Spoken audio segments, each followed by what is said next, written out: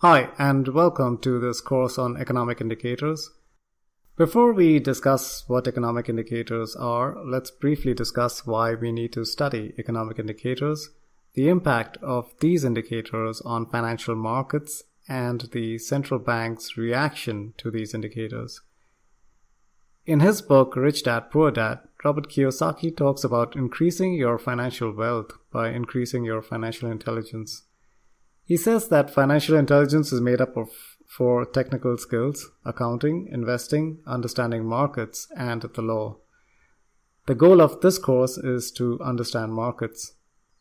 In order to understand markets, we need to make the connections between economic factors such as growth, inflation, interest rates, the impact of these factors on financial markets, and the central bank. So what are macroeconomic indicators?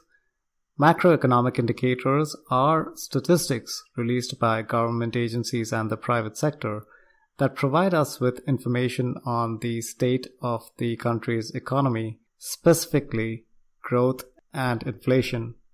So all macroeconomic indicators can be classified under gross domestic product or inflation.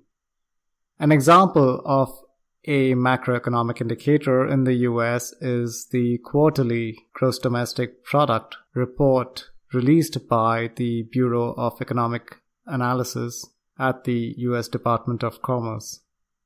What differentiates this course from simply going online to research macroeconomic indicators is the different approach we will take to study these indicators.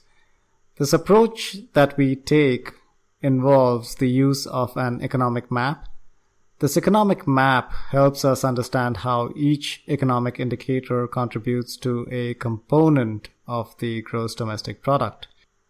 Therefore, for example, when we look at these indicators such as retail sales or personal consumption expenditures, we will be able to understand where these economic indicators fit in the computation of the gross domestic product with the use of this map.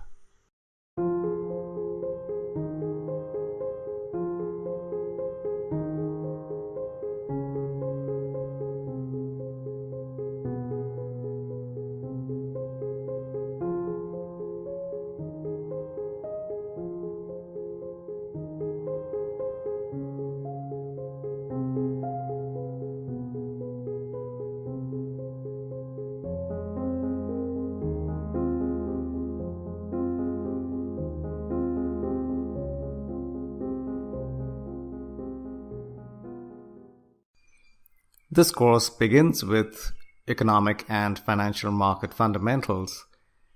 In the fundamentals section, we introduce the 3 financial market instruments: stock, bonds, foreign exchange, and the key determinants that influence their prices.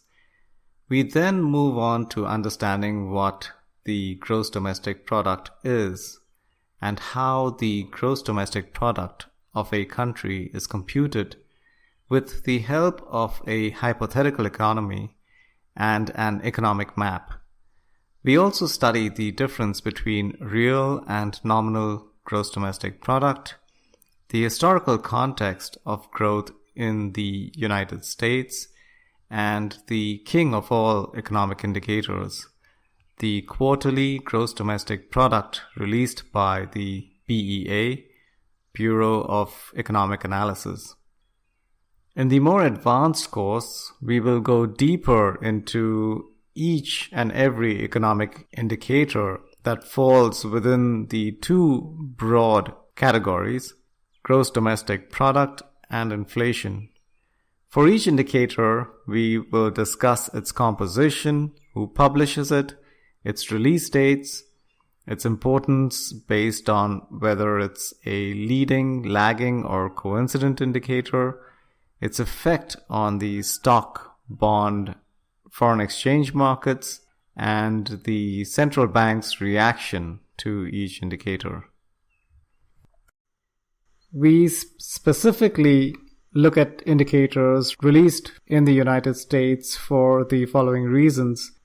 The US government agencies, private entities, and economists provide a vast amount of information on the US economy, probably more than anywhere else in the world. The US economy is one of the largest economies in the world, and the US financial markets are also one of the largest markets in terms of market capitalization, and hence the most keenly tracked amongst all traders worldwide. While we study the indicators of the US markets and the actions of the Federal Reserve Bank, the same knowledge can be applied to any economy, financial market, and central bank in any country. My name is Mikesh, and I have over 20 years of work experience, around half of which was in the investment banking division, primarily trading in the foreign exchange and bond markets. I have also worked at one of the largest investment banks in London on the algorithmic desk for over 5 years. A lot of traders only use technical analysis to predict the markets, but it is also important to know the underlying fundamentals driving the markets to make sense of the rationale behind the trends. You could also pick up the Kindle book from your local Amazon store by simply searching for the book title. Thanks for your time and hope to see you in the next sessions.